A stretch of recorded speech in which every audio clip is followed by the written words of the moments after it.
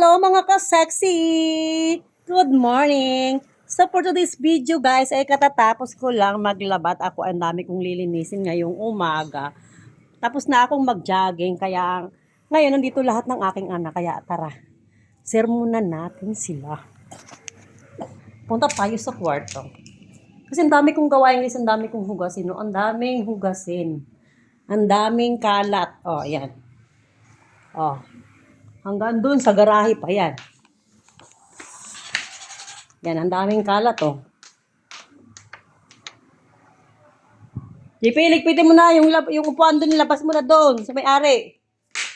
P, yung mga bote. Magsisaing na kayo!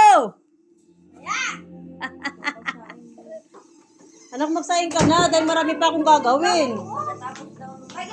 Wow! Wow! Wow, ang sasarap ng buhay, di ba? Oh, mga anak mayaman. Oh, di ba? Mga anak mayaman sila. Pag naging ganito yung video ko, naging kulay puti, anak. Pinalakay mo kaming mayaman. Ay, anak, tingnan mo. Flash yan ma, may flash lang, kaya ganyan. Ano yung tanggalin? Huwag mo nang tanggalin, ho, ganun lang. Ah, mawala lang yan.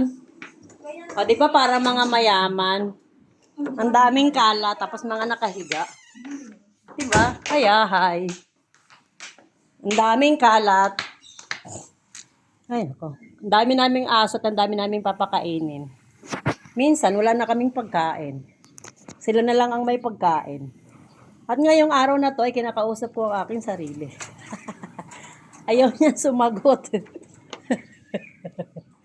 Minsan inaaway ko din ang aking sarili pag ako nabuboard. Ganon. Ay, ito yan ang aming si Tisoy na alaga. Ito ang aming tinitirhan na apartment. Na mura lang at mabait ang may-ari. Yun nga lang binaba hanggang tuhod. Ulan pa lang. At yun naman ang aming mga kapitbahay, oh, bagong gawa. Ang taas, di ba? Pero hindi kami nangangapit bahay. Yan ang aming washing, oh, yaman, di ba? Ay, nako.